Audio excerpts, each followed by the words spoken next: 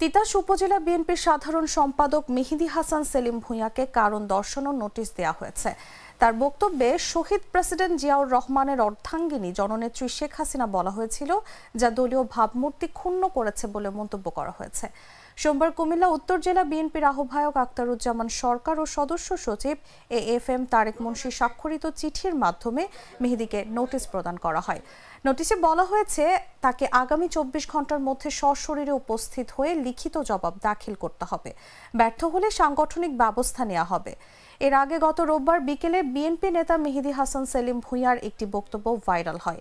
14 সেকেন্ডের ভাইরাল ওই বক্তব্যে বিএনপি নেতা মেহেদী হাসান সেলিম ভূঁইয়াকে বলতে শোনা যায়, শহীদ প্রেসিডেন্ট জিয়াউর রহমানের অর্ধাঙ্গিনী জননেত্রী শেখ হাসিনাকে শ্রদ্ধার সঙ্গে স্মরণ করছি। এ সময় পাশে থাকা অন্যরা তার ভুল সূত্রে দেন।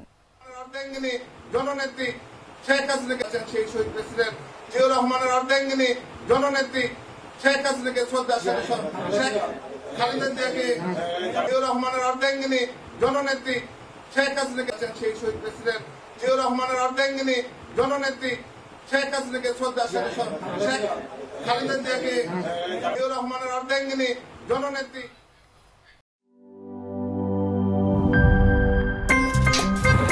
আমার একটা স্মার্ট সিদ্ধান্তে 25% গ্যাসের খরচ কমেছে। ভাবছেন কিভাবে? সাধারণ গ্যাস স্টোভ বদলে আমি এনেছি আরএফএল গ্যাস স্টোভ। এর সাইন্টিফিক নজল ও ব্রাস বার্নার ক্যাপ সমানভাবে তাপ ছড়িয়ে রান্না করে দ্রুত, তাই গ্যাসও বাঁচায় 25%, টাকাও বাঁচে 25%। আরএফএল গ্যাস স্টোভ নিরাপদ ও গ্যাস সাশ্রয়ী।